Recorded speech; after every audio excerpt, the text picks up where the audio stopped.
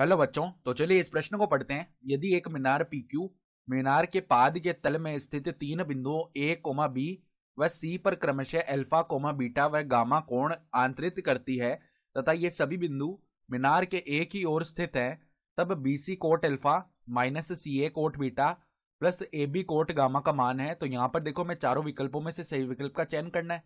तो प्रश्न में आगे बढ़ने से पहले इस प्रश्न से संबंधित जो मुख्य उदाहरण है उसकी हम चर्चा कर लेते हैं। तो देखो, मुख्य उदाहरण क्या हो जाएगी।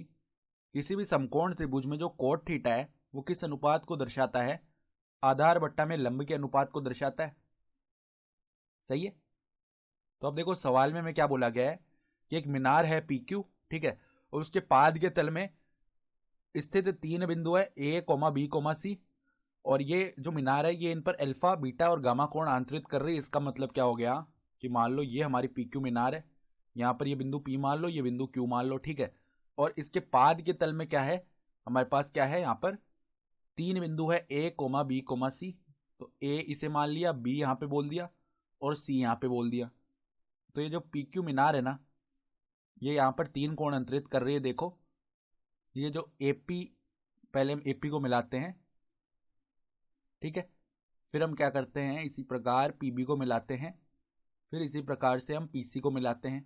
तो ये कोण तो कितना हो जाएगा, अल्फा, ये कोण हमारा हो जाएगा यहाँ पे बीटा, और ये कोण कितना हो जाएगा, गामा, ठीक है। ये कोण जो है ना 90 डिग्री का है। तो यहाँ पे हमें BC cot alpha minus CA cot beta plus में AB कोट गामा, इसका मान बताना है क्या होगा। तो देखो यहाँ पे अब BC कोट अल्फा माइनस में CA कोट बीटा प्लस में AB कोट गामा, इसका मान देखो कैसे लिख सकते हैं हम, बराबर में BC और कोट अल्फा में क्या हो जाएगा। देखो यहाँ पे मतलब कोट थीटा क्या होता है, आधार बट्टा लंब होता है ना। तो आधार तो हो गया, देखो त्रिभुज PQA में देखो आधार तो हो गया हमारा QA और लंब हो गया हमारा PQ। तो यहाँ पे आ जाएगा देखो गुणा में QA बट्टा में आ जाएगा PQ। सही है। कोट अल्फा का मान रख दिया, माइनस में देखो CA गुणा में, अब कोट बीटा का मान रख लेते हैं जो कि क्या आ जाएगा, QB बट्टा में आ जाएगा PQ। सही है। प्लस में देखो AB और कोट गामा का मान रखेंगे तो QC बट्टा में क्या आ जाएगा हमारे पास, PQ। तो 1/PQ तो हम बाहर निकाल सकते हैं ना। तो अब देखो आगे कैसे सरल करेंगे हम। 1/PQ को तो बाहर निकाल सकते हैं। तो देखो यहाँ पे 1/PQ को तो हमने बाहर उभयनिष्ठ ले लिया। तो अंदर देखो अब कौन कौन से पद बन जाएंगे हमारे पास। पहले हम क्या करते हैं, देखो BC को हम कैसे लिख सकते हैं, BC को हमें QC माइनस में QB लिख सकते हैं ना। तो QB मतलब QC लिखना है, QC माइनस में QB लिख लिया BC को। सही है। BC को हमने क्या लिख लिया, QC माइनस में QB, और गुणा में क्या है हमारे पास, QA चल रहा है। फिर देखो माइनस में क्या है, माइनस में हमारे पास में यहाँ पर देखो CA गुणा में QB है। तो CA को देखो अब किस प्रकार से लिखा जा सकता है, CA को हम लिख सकते हैं QC में से जब हम QA घटा देंगे तो CA बच जाएगा। तो देखो QC माइनस में QA कर दिया तो CA बच गया, और यहाँ पर गुणा में क्या चल रहा है, गुणा में हमारे पास में क्या है, QB है, ठीक है। फिर देखो आगे क्या है हमारे पास, प्लस है, तो प्लस में अब देखो यहाँ पे लिखा हुआ है AB। तो AB को हम देखो किस प्रकार से लिख सकते हैं, QB में से अगर हम क्या घटा देंगे, QB में से अगर हम QA को घटा दें तो हमारा AB बच जाएगा।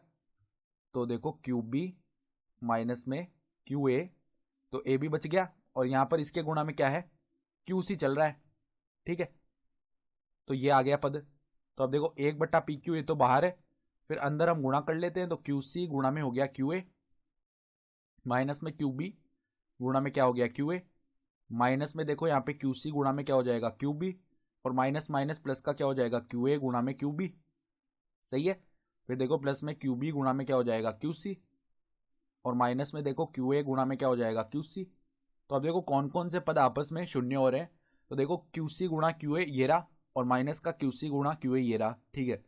तो माइनस का QB गुणा QA ये रहा, और यहाँ पर देखो प्लस का ये रहा हमारे पास QB गुणा QA, फिर माइनस का QC गुणा QB ये रहा, और प्लस का QB गुणा QC ये रहा।